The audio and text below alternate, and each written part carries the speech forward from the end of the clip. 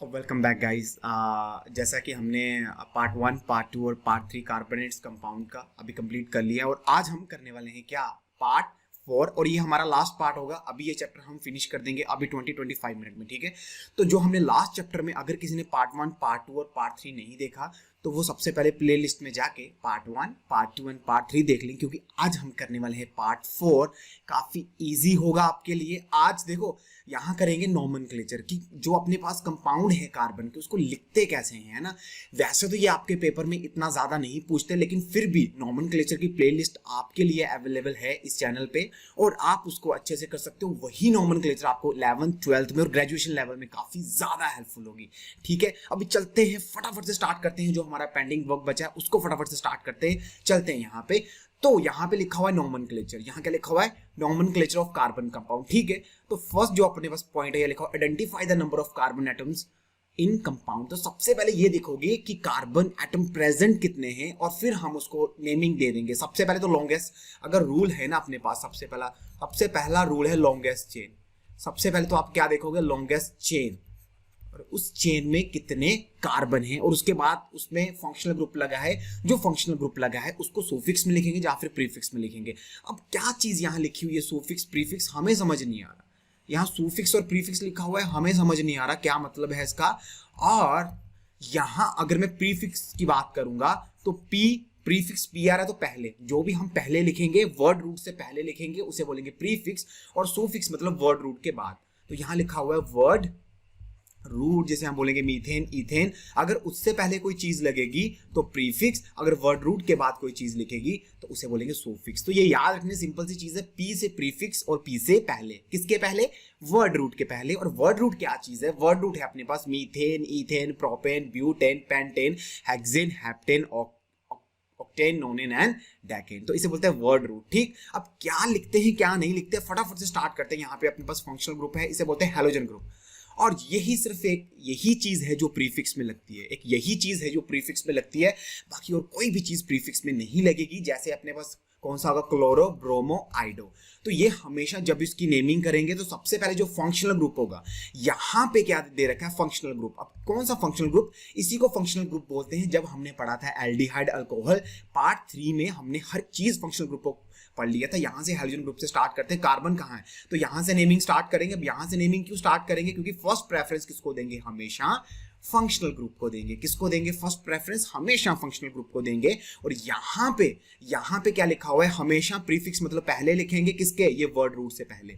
तो word root क्या है? This is a word root. ये क्या है? ये है वर्ड रूट। और ये क्या है? दिस इज ए प्रीफिक्स, ठीक। ये क्या है? दिस इज ए प्रीफिक्स, मतलब वर्ड रूट से आने वाला, है ना, उसे बोलेंगे पहले आने वाला, उसे बोलेंगे प्रीफिक्स। तो क्या लिखेंगे? क्लोरो। और कार्बन कितने? 1 2 3। और 3 के लिए मेरे को पता है 1 2 3 4 5 6 7 8 9 और 10। Methane, ethane, propane, butane, pentane, hexane, heptane, octane, नोनेन और डेकेन, ठीक है।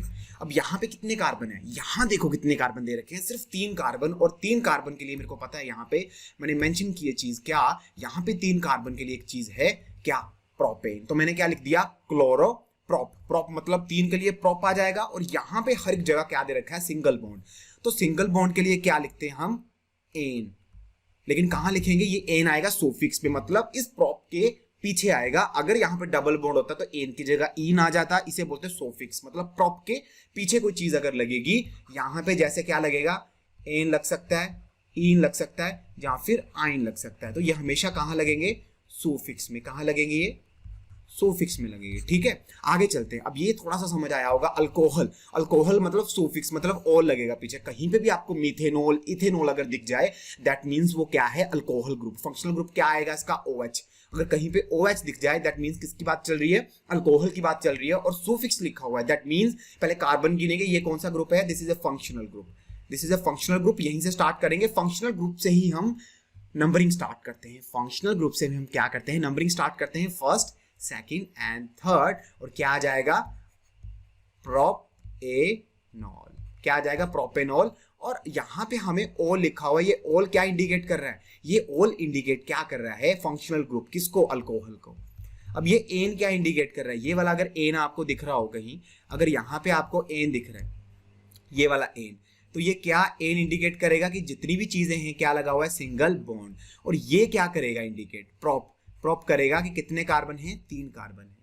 अब समझ आया, बिल्कुल समझ आया। अब चलते हैं आगे, ये है अल्कोहल, ठीक, ये अल्कोहल की बात चल रही है। अब एल्डिहाइड, एल्डिहाइड भी सुफिक्स प्रीफिक्स में सिर्फ एक ही चीज आती है, क्लोरो, ब्रोमो एंड आइडो, बाकी हर एक चीज कहाँ आएगी, प्रीफिक्स में। हर एक चीज, alkane, alkyne, alcohol, aldehyde, ketone, सारी कहाँ आएगी, प्रीफिक्स में आएगी। और एल्डिहाइड का हमने क्या उठा लिया, एल उठा लिया, यहां लिख दिया एल और इसको SCHO, इसका ये क्या होगा, फंक्शनल ग्रुप। यहां दिख रहा है डबल बॉन्ड के साथ ऑक्सीजन आ जाएगा ये, अगर मैं इसको देखूंगा तो क्या आएगा, क्या बन रहा है, CHO। यहां पे कार्बन आ रहा है तो फर्स्ट प्रेफरेंस कार्बन को देनी है। ये नहीं होगा कि अगर CHO है तो इसको फर्स्ट प्रेफरेंस देंगे, ये फंक्शनल ग्रुप पर नहीं, ऐसा कतई नहीं होगा। इसको फर्स्ट प्रेफरेंस देंगे, first, second and third. Carbon कितने, 3 कार्बन, तो प्रोप आ जाएगा। और हर एक जगह पे क्या है, ये प्रोप आ गया, ठीक, साथ में क्या आ जाएगा, AN, और साथ में क्या आ जाएगा, अल।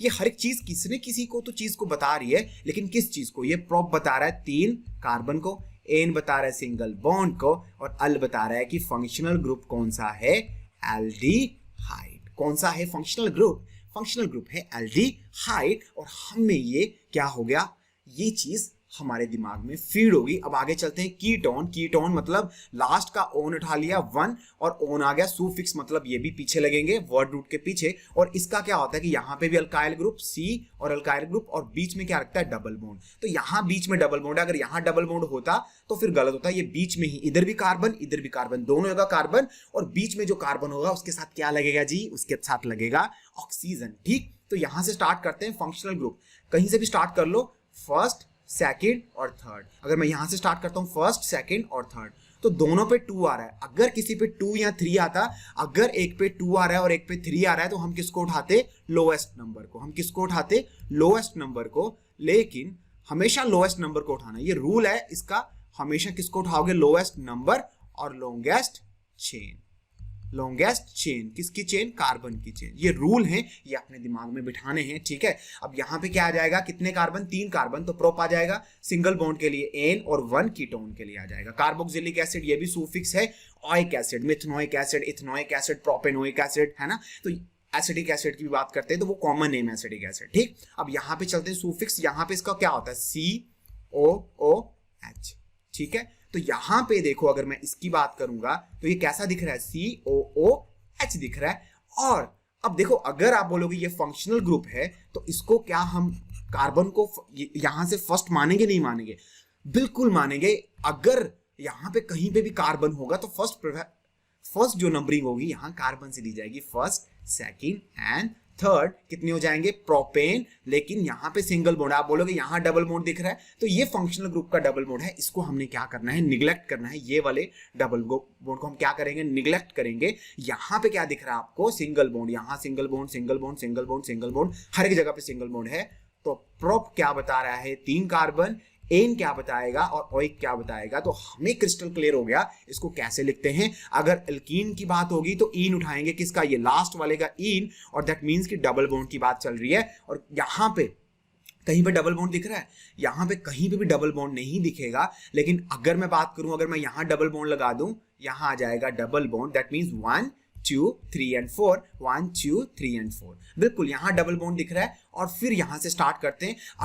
अगर हमें डबल बॉन्ड दे रखा है और ट्रिपल बॉन्ड दे रखा है, फर्स्ट प्रेफरेंस किसको देनी है, हमेशा फर्स्ट प्रेफरेंस देंगे डबल बॉन्ड को। और अगर यहां पे फिर देनी है लास्ट में सिंगल बॉन्ड को, तो फर्स्ट प्रेफरेंस हमेशा डबल, देन ट्रिपल, और लास्ट में सिंगल बॉन्ड। तो यहां डबल बॉन्ड दिख रहा है, तो यहां से हम स्टार्ट करते हैं अपनी numbering, first, second and third. 3 carbon, prop आ जाएगा, प्रोप, और साथ में इन आ गया। दैट मींस ये इन क्या बता रहा है, ये बता रहा है कि जो हमारे पास कंपाउंड है उसमें क्या है, डबल बॉन्ड है। इन क्या बताएगा, इन बताएगा कि जो हमारे पास कंपाउंड है वो क्या है, डबल बॉन्ड। बिल्कुल क्रिस्टल क्लियर हो गया। अब आगे चलते हैं। अगर यहाँ पे नहीं समझ आएगा तो आयोपेक नेमिंग की एक फुल क्लास आपके लिए लेके आ जाएंगे, प्लेलिस्ट में आपको मिल जाएगी और डिटेल में होगा, ठीक है। आगे अल्काइन आ गया तो ट्रिपल बॉन्ड होगा, ये भी सोफिक्स है, वाई एन के साथ खत्म हो रहा है। और कहीं पे भी अगर आपको यहाँ दिख रहा है प्रोप और आइन, प्रोप मतलब क्या आ जाएगा, प्रोप मतलब 3 कार्बन, और आयन मतलब क्या आ जाएगा, हमारे पास क्या है, ट्रिपल बॉन्ड है। कौन सा बॉन्ड है, ट्रिपल बॉन्ड है। तो बस यही नेमिंग है, हर एक का कॉमन नेम याद करना काफी ज्यादा डिफिकल्ट है, that's why we are using scientific name. और कुछ रूल वगैरह हैं, लॉन्गेस्ट चेन और शॉर्टेस्ट नंबर, आपको रूल भी बता दिए जाएंगे। अब आगे जो हम बात करते हैं chemical properties of carbon compounds की, तो कंबस्शन, कभी भी किसी चीज को कंबस्शन है ना, कभी भी जलाने के लिए दो चीजों की रिक्वायरमेंट होती है, एक होता है फ्यूल, एक क्या होगा, फ्यूल, जैसे वुड हो गया, और दूसरी होती है ऑक्सीजन।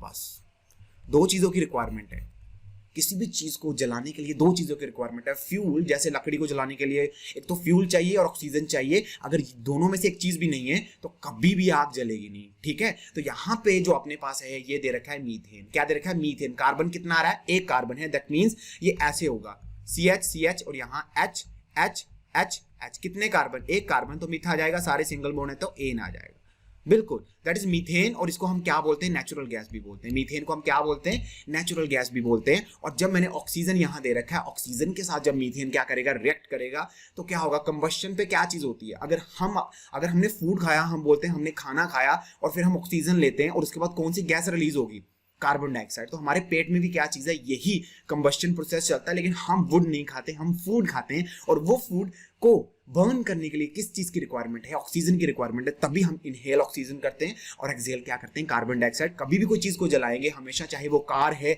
चाहे वो वुड है, चाहे कुछ भी है, पेट्रोल को जलाएंगे, डीजल को जलाएंगे, तब क्या होगा, कार्बन डाइऑक्साइड रिलीज होगी, साथ में वाटर, साथ में हीट, और हीट के साथ एक चीज फ्री मिलती है हमेशा, लाइट। क्या मिलती है, लाइट मिलती है, ठीक है। Carbonates compound use to be fuel, मैंने ऑलरेडी आपको बता दिया, जितने भी कार्बन के कंपाउंड है हम क्या करते हैं, फ्यूल में यूज करते हैं, चाहे वो पेट्रोल है, डीजल है, और आपको पता है कि अगर घर में सिलेंडर आ रहा है तो वो भी क्या होगा उसमें, मीथेन, ब्यूटेन, है ना, तो वो किससे मिलके बने, वो भी कार्बन से मिलके बने। जी आगे चलते हैं। अब सैचुरेटेड हाइड्रोकार्बन, तो सैचुरेटेड हाइड्रोकार्बन कौन से होंगे, जिनमें क्या होगा, सैचुरेटेड हाइड्रोकार्बन यहां दिख रहे, तो इनमें क्या होता है, are burn in air blue and non sooty flames. अगर मैं सैचुरेटेड हाइड्रोकार्बन की बात करूंगा, अगर आपके घर में आप सिलेंडर को यूज करते हो, तो आपके घर में वो कौन सा सिलेंडर कौन सी फ्लेम देता है, ब्लू कलर की फ्लेम देगा। और अगर वो ब्लू कलर की फ्लेम देगा तो उसमें क्या है, ब्यूटेन है या मीथेन है, और वो क्या चीज होती है, ब्यूटेन और मीथेन मींस कि उसमें क्या है, सिंगल बॉन्ड है। और सिंगल बॉन्ड किस में होता है, याद रखो, अगर हमने पार्ट 2 में पढ़ा था सैचुरेटेड कंपाउंड, और सिंगल बॉन्ड अगर होगा तो वो क्या होगा, आपको मैक्सिमम एनर्जी देगा, आपकी एनर्जी वेस्ट कम होगी, और आपको क्या करेगा, सूटी फ्लेम नहीं देगा। अगर आप लकड़ी को जलाओगे तो आपको येलो फ्लेम मिलेगी, क्यों, क्योंकि उसमें क्या होगा, अनबर्न कार्बन होंगे। But when I am talking about natural gas, जिसमें क्या होता है, सैचुरेटेड कंपाउंड, जैसे अपने पास ब्यूटेन हो गया, उसमें सिंगल बॉन्ड होगा, तो वो क्या करेगा, आपको मैक्सिमम गैस देगा, ब्लू फ्लेम देगा। जैसे आपके घर में सिलेंडर वगैरह यूज होते हैं तो उसमें हमेशा ब्लू फ्लेम निकल के आती है, और हम बोल सकते हैं कि उसमें क्या है, सैचुरेटेड हाइड्रोकार्बन है। अगर जब हम लकड़ी को जलाएंगे तो उसमें सूटी फ्लेम निकलेगी, उसमें क्या होता है, अनसैचुरेटेड हाइड्रोकार्बन। सैचुरेटेड में हमेशा सिंगल, यहां क्या आएगा, सिंगल बॉन्ड, और यहां क्या आएगा, डबल बॉन्ड। और डबल बॉन्ड में आपको हमेशा येलो फ्लेम दिखेगी, क्योंकि अनबर्न पार्टिकल होते हैं कार्बन के, दैट्स व्हाई। और उसमें एनर्जी भी क्या होगी, in the form of heat कम होगी, ठीक है, in the form of heat energy भी क्या होगी, कम होगी, as compare to saturated carbon compound, ठीक है। ऑक्सीडेशन हमने ऑलरेडी पढ़ लिया था फर्स्ट चैप्टर में, गेन ऑफ ऑक्सीजन को हम क्या बोलेंगे, ऑक्सीडेशन बोलेंगे। यहां पे इथेनॉल दे रखा है, अगर मैंने इथेनॉल टू इथेनोइक जाना है, अगर मैंने इथेनॉल से इथेनोइक जाना है, तो मैं क्या करूंगा, मैं करूंगा अल्कलाइन, मतलब बेसिक में KMnO4 ऐड करूंगा, और एसिडिक में K2Cr2O7। तो ये क्या है, कैटलिस्ट हैं, पोटेशियम पर मैग्नेट हो गया अपने पास, है ना, तो अल्कलीन KMnO4। तो ये चीजें अगर मैं ऐड करूंगा तो मैं क्या करूंगा, इथेनॉल से इथेनोइक एसिड में पहुंच जाऊंगा, मैं क्या करूंगा, इथेनॉल से इथेनोइक एसिड में चला जाऊंगा। लेकिन ये चीज आपको याद रखनी पड़ेगी, ये क्या है, कैटलिस्ट की फॉर्म में हम इसको यूज कर सकते हैं, विदाउट दिस हम ये एक्सपेरिमेंट परफॉर्म नहीं कर पाएंगे। यहां देखो, अगर आप यहां देखो, यहां क्या हो रहा है, ऑक्सीजन क्या हो रही है, गेन हो रही है। यहां कितनी ऑक्सीजन थी, यहां सिर्फ एक ही ऑक्सीजन है, ऑक्सीजन यहाँ एक थी, लेकिन ऑक्सीजन यहाँ कितनी होगी, 2 ऑक्सीजन होगी। That means gain of oxygen हुई है, और इसी को हम क्या बोलेंगे, ऑक्सीडेशन रिएक्शन बोलेंगे। इथेनॉल से इथेनोइक, सीधा क्वेश्चन आ सकता है कि आप क्या करोगे, अगर हमने इथेनॉल टू इथेनोइक एसिड जाना है तो कौन सा रिएक्शन है, कौन सा केमिकल रिएक्शन है, तो आप फटाफट ये लिख दोगे, क्या K2Cr2O7 लिख दोगे एसिडिक में, और अल्कलाइन में KMnO4 लिख दोगे, यहाँ इथेनॉल लिख दोगे और यहाँ इथेनोइक लिख दोगे, और यहाँ पे ऑक्सीजन 1, यहाँ पे ऑक्सीजन 2, और इसको हम बोलते हैं ऑक्सीडेशन रिएक्शन। एडिशन रिएक्शन में आप क्या करोगे, एडिशन रिएक्शन ये one of the most important है सीबीएसई का। इसमें देखो ये हर बार प्रीवियस ईयर क्वेश्चन में आपसे पूछा गया है, और फटाफट से चलते हैं क्या पूछा यहाँ पे और क्या चीज हम करने वाले हैं यहाँ पे। तो यहाँ पे लिखा हुआ ये क्या दे रखा है, ईथीन। ये क्या है, ईथीन। ईथीन मींस मैं बोल सकता हूँ ये अनसैचुरेटेड है, अनसैचुरेटेड। अब क्या बला का नाम है, अनसैचुरेटेड मींस डबल बॉन्ड, साफ दिख रहा है यहाँ पे, ये डबल बॉन्ड है। डबल बॉन्ड से हमने कहाँ जाना है, सिंगल बॉन्ड में कहाँ जाना है, सैचुरेटेड। कहाँ जाएंगे, सैचुरेटेड में जाएंगे। और कैटलिस्ट कौन सा, निकल and Palladium in the presence of hydrogen, है ना। तो क्या हुआ हमारे पास, इथीन से क्या बन गया, इथेन बन गया। डबल बॉन्ड से क्या बन गया, सिंगल बॉन्ड बन गया। डबल बॉन्ड से सिंगल बॉन्ड बन गया, ठीक। इसी को बोलते हैं हाइड्रोजनेशन भी बोलते हैं, एडिशन रिएक्शन भी बोलते हैं। और सीधी सी बात है, अगर सीधा क्वेश्चन आ जाए हमने वेजिटेबल ऑयल से किस में कन्वर्ट करना है, वेजिटेबल घी में, तो वो कौन सा प्रोसेस है, तो वो यही प्रोसेस होगा। देखो, unsaturated hydrocarbons added hydrogen in the presence of catalyst palladium and nickel. अब कैटलिस्ट क्या चीज है, कैटलिस्ट वो चीज होती है जो क्या करती है, रिएक्शन को फास्ट करती है। रिएक्शन को क्या करती है, फास्ट करती है। पहले 10 घंटे लगने थे रिएक्शन को होने के लिए, लेकिन अब कितने लग रहे हैं, 10 मिनट लग रहे हैं। और क्या होगा, इसकी कंडीशन ये होती है कि जो अपने पास लास्ट जो रिएक्टेंट प्रोडक्ट साइड होगी उसमें कोई भी चेंजेस नहीं आएगी, ये अपना काम करके निकल जाएंगे। जो प्रोडक्ट बनना था वही बना, प्रोडक्ट में कोई चेंजेस नहीं लेके आएंगे, लेकिन क्या करेंगे, रिएक्शन को फास्ट कर देंगे। कौन, कैटलिस्ट, ठीक। अब यहां इसको कहां कहां यूज कर सकते हैं, अगर मैं आपको बोलूं वेजिटेबल ऑयल से हमने कन्वर्ट करना है वेजिटेबल घी में, तो वो कौन सा प्रोसेस है, हम सीधा लिखें कि क्या हाइड्रोजनेशन प्रोसेस है। हम उसमें हाइड्रोजन ऐड करते हैं, लेकिन इन द प्रेजेंस ऑफ कैटलिस्ट निकल एंड प्लेडियम। अगर आपसे ये पूछा जाए इथीन टू किस में, इथेन में कन्वर्ट करना है, तो वो कौन सा प्रोसेस है, आप सीधा लिख सकते हो हाइड्रोजनेशन। तो ये एक क्वेश्चन से आपके 5-6 क्वेश्चन निकलते हैं। आप एडिशन रिएक्शन अगर आपसे पूछ ले what is the addition reaction, तो आप ये रिएक्शन लिख के आओगे, ethene to ethane, double bond to single bond, unsaturated to saturated, है ना। तो आगे चलते हैं, यहां लिखा हुआ फिजिकल प्रॉपर्टीज ऑफ इथेनॉल। तो क्या होंगे फिजिकल प्रॉपर्टीज, अगर colourless, pleasant smell and burning taste. अगर आपने अल्कोहल देखी है, अगर कभी पी हो आपने एज ए कभी आपको मतलब सर्दी जुकाम हो तो आप एक छोटा सा ढक्कन लगाते हो तो आपको दिखती है वो कलरलेस होती है। प्लेजेंट स्मेल, काफी अच्छी खुशबू होती है उसकी। बर्निंग टेस्ट होता है, जैसे आप अपनी जीभ पे उसको रखोगे तो आपको बर्निंग टेस्ट दिखेगा, है ना। तो सब्स्टिट्यूशन रिएक्शन आपका होमवर्क है, ये आप होमवर्क करोगे, कुछ नहीं है इसमें। सब्स्टिट्यूट रिएक्शन हमने फर्स्ट चैप्टर में भी किया था, ठीक है। तो colourless, pleasant and burning taste, ये फिजिकल प्रॉपर्टीज हैं। आपको सीधा क्वेश्चन आ सकता है, difference between ethanol and ethanoic acid on the basis of physical properties. तो फिजिकल प्रॉपर्टीज देख लेते हैं। सॉल्युबल इन वाटर, पता ही है, यहां पैग रखा, यहाँ एक पैग बनाया और उसमें वाटर ऐड कर दिया, नीट तो नहीं पीते। यहाँ एक पानी है, यहाँ एक बोतल है, उसमें पानी में दोनों मिक्स कर देते हैं, तो हमें पता ही है कि जो अपने पास अल्कोहल होगी वो पानी में मिक्स हो जाएगी। अगर नहीं, अगर आपने देखा होगा तो मूवी में आपने देखा होगा कि जहाँ फिर उसमें सोडा ऐड करते हैं या फिर पानी ऐड करते हैं, ये आपको पता होगा। वॉलेटाइल लिक्विड, आपको पता है, कभी आप बार में गए तो वहां पे अगर आप उसको क्या करोगे, अल्कोहल को आग लग जाती है, मूवी में भी देखा होगा कि उसको आराम से आग लग जाएगी, वो वॉलेटाइल नेचर है। वॉलेटाइल लिक्विड मतलब कि आराम से उसको आग लग जाती है, ठीक है। तो न्यूट्रल कंपाउंड है, ना तो ये एसिडिक होगा, कौन, अल्कोहल, ना तो ये एसिडिक और ना ही ये बेसिक, दोनों में से कुछ नहीं होगा, कौन, अल्कोहल। अल्कोहल ना एसिडिक है ना बेसिक है, ये क्या है, ये न्यूट्रल है। अब केमिकल प्रॉपर्टीज क्या होगी, जब भी ये क्या दे रखा है, ये किसका है फंक्शनल ग्रुप, ये है अल्कोहल का, और यहाँ क्या बन रहा है, इथेनॉल। इथेनॉल को अगर मैं सोडियम के साथ रिएक्ट करवाऊंगा तो क्या बनेगा, सोडियम इथोक्साइड बनेगा और हाइड्रोजन रिलीज हो जाएगा, मतलब सोडियम उसके साथ अटैच हो जाएगा, ठीक है। हाइड्रोजन गैस क्या हो रही है, इवॉल्व हो रही है। और उस हाइड्रोजन गैस को अगर हमने चेक करना है तो बर्निंग कैंडल को पास में लेके जाएंगे तो कौन सी साउंड सुनेगी, पॉप अप साउंड, ठीक है। पॉप अप साउंड क्यों, क्योंकि हाइड्रोजन क्या है, एक वॉलेटाइल सब्सटेंस है, तो पॉप अप साउंड आपको सुनेगी, टप टप की आवाज सुनेगी।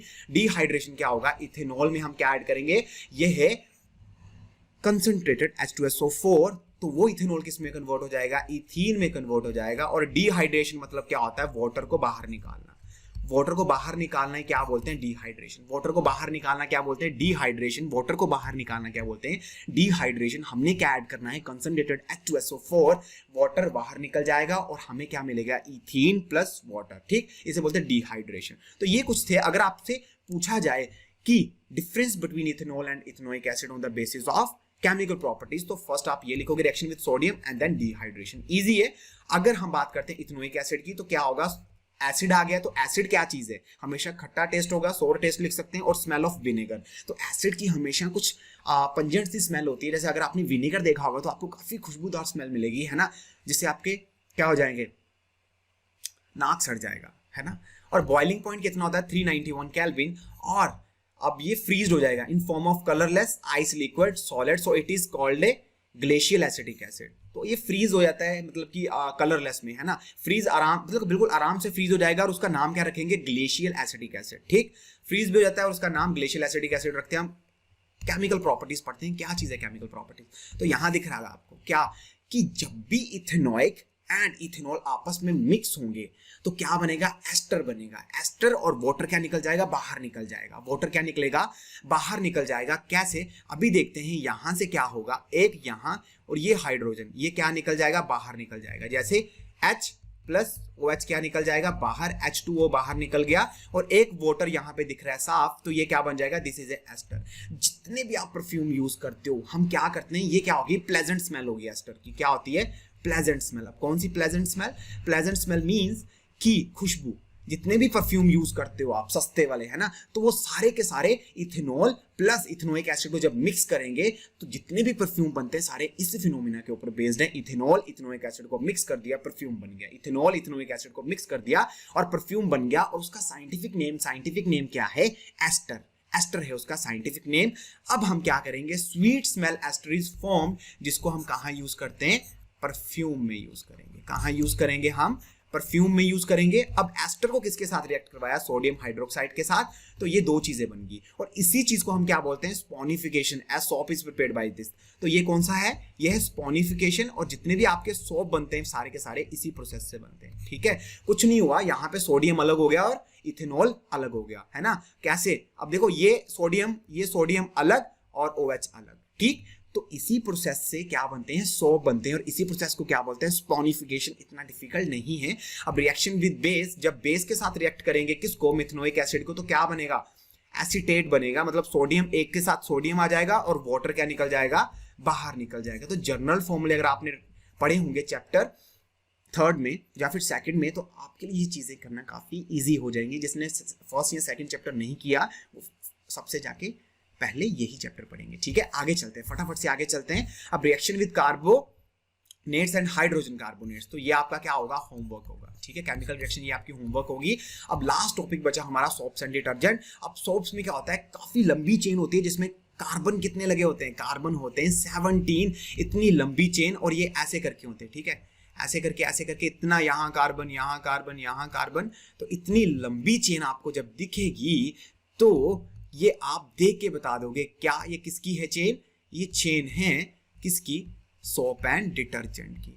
ऐसे लगे होते हैं और आगे ये ऐसे बना होता है। ठीक है, तो ये क्या है, साफ आपको यहां दिख रहा है। तो सोप में क्या होगा, soap is sodium and potassium. क्या चीज है उसमें, क्या लगा होता है, सोडियम एंड पोटाशियम। यहां दिख रहा है salt of long chain of carboxylic acid, example C17H35COONA। तो यहाँ पे कार्बन 17 है, हाइड्रोजन 35 है, किसकी सबसे लंबी चेन है ये, साथ में क्या लगा हुआ है, सोडियम और पोटाशियम, और लॉन्ग चेन है कार्बोक्सिलिक एसिड की। तो क्या होगा, जो सोप है अपने पास, ये सॉफ्ट, देखो सोप ऐसे स्टार्ट होगा सोप, और सोप हमेशा वर्क करेंगे सॉफ्ट वाटर में। अगर हार्ड वाटर में अगर इसको हम यूज करेंगे सोप को, तो ये क्या बन जाएगा, स्कम बन जाएगा। अभी धीरे धीरे पढ़ेंगे स्कम क्या चीज है। डिटर्जेंट किससे, अमोनियम और sulphonate, salt of long chain of carboxylic acid. Same to same वही है, लेकिन सॉल्ट चेंज हो गया। पहले सोडियम और पोटाशियम था किस केस में, सोप के केस में, but when I am talking about detergent, तो इस केस में क्या हो गया, अमोनियम और सल्फोनेट। ठीक है भाई, detergent are effective in both hard water and soft water. अगर आपका डिफरेंस आएगा तो आप इजीली लिख सकते हो what is the difference between soap and detergent. तो आप इसके ऊपर हर एक चीज लिख सकते हो कि एक हार्ड वाटर में वर्क करेगा, दूसरा हार्ड वाटर में वर्क नहीं करेगा। ठीक है, एक स्कम बनाएगा, दूसरा स्कम नहीं बनाएगा। अब कौन सा बनाता है वही हम पढ़ते हैं। सबसे पहले सोप मॉलिक्यूल्स कैसा दिखता है, सोप मॉलिक्यूल्स कैसा दिखेगा, ये है हाइड्रो, एक होता है इसमें हाइड्रोफिलिक और हाइड्रोफोबिक। ये क्या समझ नहीं आया क्या लिख दिया, हाइड्रोफिलिक और हाइड्रोफोबिक, समझ नहीं आ रहा है ना। हाइड्रो मीन्स क्या होगा, अगर हाइड्रो की बात करेंगे, हाइड्रो मीन्स क्या होगा, वाटर। हाइड्रो मीन्स क्या होता है, वाटर, ठीक है। अब दो चीजों में डिवाइड हो गए, एक फिलिक, एक फिलिक हो जाएगा, दूसरा फोबिक। अब फोबिया पता है डरना, डरना। अब पानी से अगर कोई चीज डरेगी तो उसे बोलेंगे हाइड्रोफोबिक, अगर पानी से कोई चीज डरेगी उसे बोलेंगे हाइड्रोफोबिक, और अगर अगर अगर पानी से वो चीज नहीं डरेगी दैट मींस वो क्या चीज है, हाइड्रोफिलिक है। वो क्या चीज है, वो चीज है हाइड्रोफिलिक। तो अगर ये चीज यहां लिखी हुई है, जो यहां पे आपको पूंछ दिख रही है इसकी, ये हाइड्रोफिलिक पार्ट है, ये कौन सा है, हाइड्रोफिलिक, तो ये पानी से बिल्कुल नहीं डरेगा। लेकिन ये हाइड्रोफोबिक है तो ये पानी से क्या करेगा, पानी से डरेगा, है ना। फोबिया का मतलब क्या होता है, डरना ही होता है। फोबिया का मतलब क्या है, डरना, तो ये डरेगा। दैट मीन्स कि अगर हमारी शर्ट में कोई डर्ट लगी, ज्यादातर डर्ट अगर आपको लगती है तो वो क्या होता है, ग्रीस होती है, मे बी ऑयल होगा। तो ऑयल किसके साथ अटैच होगा, ऑयल होगा किसके साथ अटैच, हाइड्रोफोबिक, क्योंकि ये पानी के साथ अटैच नहीं होगा। ये किसके साथ अटैच होगा, ये अटैच होगा डर्ट के साथ। ये किसके साथ अटैच हो रहा है, ये अटैच हो रहा है हाइड्रोफोबिक डर्ट के साथ। और डर्ट किससे मिलके बनी है, ऑयल के साथ मिलके बनी है। ऑयल, ज्यादातर ऑयल की फॉर्म में हम बोल सकते हैं डर्ट प्रेजेंट है। और हाइड्रोफिलिक क्या करेगा, हाइड्रोफिलिक पानी के साथ अटैच हो जाएगा। हाइड्रोफिलिक किसके साथ अटैच हो जाएगा, पानी के साथ अटैच हो जाएगा। और बस यही फिनोमिना के ऊपर क्या बनता है, मिसल्स फॉर्मेशन बन जाएगी। जैसे आपको यहाँ दिख रहा है, काफी इंपॉर्टेंट चीज है मिसल फॉर्मेशन। जब भी आप कपड़े धोते हो तो यही फिनोमिना यूज होता है। आप डिटर्जेंट यूज करते हो, डिटर्जेंट हार्ड वाटर और सॉफ्ट वाटर दोनों में वर्क करेगा, लेकिन सॉफ्ट वाटर, अगर सॉफ्ट की बात करेंगे तो वो सिर्फ वर्क करेगा सॉफ्ट में, है ना, सॉफ्ट वाटर में। आगे अब यहां देखते हैं, मोस्ट डॉट, जितनी भी डॉट अपने पास यहां, most dot oil in nature, hydrophobic and attach itself with dot. मैंने पहले बोल दिया हाइड्रोफोबिक डॉट के साथ अटैच होगा और ionic end surrounded with molecules water. This result the formation of the radial structure called micelles formation. तो यही क्या बनाएगा, मिसल फॉर्मेशन बनाएगा। यहां देख लेते हैं, अगर आपको दिख रहा होगा तो ये क्या दे रखा है, ये है ऑयल ड्रॉपलेट, तो ये डॉट दे रखी है। और ये कौन सा पार्ट है, ये है हाइड्रोफिलिक। हाइड्रोफिलिक, हाइड्रोफोबिक, आप बताओगे कौन सा पार्ट है। तो अगर ये कौन सा होगा, हाइड्रोफिलिक होगा, सोडियम वाला। क्यों, क्योंकि ये पानी के साथ। और ये कौन सा होगा, हाइड्रोफोबिक। अगर हाइड्रोफोबिक है तो पानी के साथ अटैच नहीं करेगा, किसके साथ करेगा, ऑयल ड्रॉप के साथ करेगा। और ये क्या बना लेगा कि रेडियल स्ट्रक्चर बना लेगा, डॉट पे क्या कर लेगा, अपनी पकड़ बना लेगा। और आपको पता ही है फिर क्या होता है, फिर मम्मी जब भी कपड़े धोती है, फिर जो अपने पास एक बैट सा होता है छोटा सा, दे तेरी धड़ाम धड़ाम धड़ाम, क्यों करते हैं, उसके साथ क्यों मारते हैं, क्योंकि ये मिसल फॉर्मेशन बन जाता है। और मिसल फॉर्मेशन क्या करेगा, उसको पकड़ के रखता है डर्ट को। और फिर हम क्या करते हैं, जो झाग बनी होती है उसको बाहर निकाल देते हैं। झाग के साथ क्या होता है कि जो डर्ट होती है वो भी उसके साथ बाहर निकल जाती है, क्योंकि इसकी पकड़ इतनी ज्यादा मजबूत है कि ये डर्ट को कभी भी अंदर रहने नहीं देता, उसको पकड़ के रखता है। और जब जैसे जैसे झाग बाहर निकलती है वैसे वैसे डर्ट भी क्या होगी, बाहर निकल जाएगी। और इसी को हम बोलते हैं मिसल फॉर्मेशन। और मम्मी क्या करती है, उस बैट के साथ दे तेरी, है ना, तो उससे क्या होगा, जितनी भी झाग होगी बाहर निकल जाएगी। और यही मिसल फॉर्मेशन क्या कर देगा, डर्ट को निकाल के बाहर फेंक देगा। बस यही प्रोसेस को हम मिसल फॉर्मेशन बोलते हैं। और यहां लिखा हुआ है क्या, हार्ड वाटर में देखो, हार्ड वाटर क्या चीज है, magnesium and calcium salt present in hard water. कौन कौन सा सॉल्ट प्रेजेंट है, कौन कौन सा सॉल्ट प्रेजेंट होगा, magnesium and calcium present in salt present in hard water. तो अगर मैग्नीशियम और कैल्शियम प्रेजेंट है हार्ड वाटर में, है ना, हार्ड वाटर में प्रेजेंट है, तो क्या होगा, सोप के साथ रिएक्ट करके ये एक इनसॉल्युबल प्रोडक्ट बनाएगा जिसे हम क्या बोलेंगे, स्कम बोलेंगे। अगर ये स्कम बना लेगा, that scum create difficult in cleansing action. तो स्कम बन जाएगा, झाग नहीं बनेगी। तो अगर झाग नहीं बनेगी तो क्या मिसल फॉर्मेशन बनेगी, मिसल फॉर्मेशन कतई नहीं बनेगी और आपकी चीज साफ नहीं होगी। That's why we are going to use detergent instead of soap. तो हम क्या यूज करते हैं, हम यूज करते हैं डिटर्जेंट। अगर बात हो रही हो हार्ड वाटर की, क्यों, हार्ड वाटर मैग्नीशियम और कैल्शियम के साथ रिएक्ट करके एक स्कम बना लेता है। और वो स्कम क्या चीज, अगर फॉर्म नहीं बनती, अगर स्कम बन गया तो फॉर्म नहीं बनेगी, अगर फॉर्म नहीं बनेगी तो हमारे कपड़े साफ नहीं होंगे, है ना। अगर फॉर्म नहीं बनेगी तो मिसल फॉर्मेशन नहीं होगी, मिसल फॉर्मेशन अगर झाग नहीं बनेगी तो वो डर्ट को बाहर निकाल के नहीं लेके जाएगा। इस वजह से हम क्या यूज करते हैं, हमेशा डिटर्जेंट यूज करते हैं, सॉप यूज नहीं करते। क्यों, क्योंकि ये स्कम बना लेगा। By use of detergent insoluble scum is not formed with hard water and clothes gate clean effectively. तो यहाँ डिटर्जेंट के बारे में लिखा हुआ है कि हम जब डिटर्जेंट यूज करेंगे तो स्कम बनने का तो चांस ही नहीं होगा और हमारी चीजें चुटकियों में साफ हो जाएंगी। तभी हम क्या यूज करते हैं, डिटर्जेंट यूज करते हैं। ये था मिसल फॉर्मेशन, उसको पकड़ के रखते हैं और बाहर निकाल के फेंक देते हैं। आगे चलते हैं, कुछ क्वेश्चन है जो आपके लिए यहाँ रखे हुए हैं। तो ये कुछ प्रीवियस ईयर क्वेश्चन कुछ हैं आपके लिए, आप कर लोगे क्योंकि हमने फुल चैप्टर अभी रिवाइज कर लिया। तो ये सारे क्वेश्चन आपके लिए, आंसर भी दे रखे हैं। तो फटाफट से इसको, हर एक क्वेश्चन को आपने करना है, फटाफट से ये सारे क्वेश्चन आप करोगे, ठीक। और अगर कोई डाउट होगा तो हम नेक्स्ट सेशन में आपके लिए ये डाउट सारे क्लियर कर देंगे, ठीक है। तो ये कुछ क्वेश्चन है, काफी लेंथी चैप्टर था। क्वेश्चन देखो अपने पास फुल ईयर है, तो क्या हम ये क्वेश्चन नहीं कर पाएंगे यार? डेफिनेटली कर पाएंगे। और एमसीक्यू काफी ज्यादा इंपॉर्टेंट है, आपको पता है 20 मार्क्स के तो एमसीक्यू आ रहे हैं। एक दिन में कोई चीज नहीं होगी, है ना। अगर मैं बोलूंगा कि आप एक दिन में कर जाओगे तो पॉसिबल नहीं है, लेकिन एक दिन आप जरूर कर लोगे, है ना। एक दिन में कोई चीज नहीं होती, लेकिन एक दिन आप उस चीज को जरूर कर जाओगे। और ये कुछ क्वेश्चन है जो आपने करने हैं, ठीक है। ये कुछ क्वेश्चन है जो आप करके आओगे, है ना। तो ये कुछ क्वेश्चन है और डेफिनेटली आपसे होने वाले हैं ये चीजें। नहीं तो अपने पास अगर नहीं समझ आएगी तो गूगल बाबा तो जिंदाबाद है ही।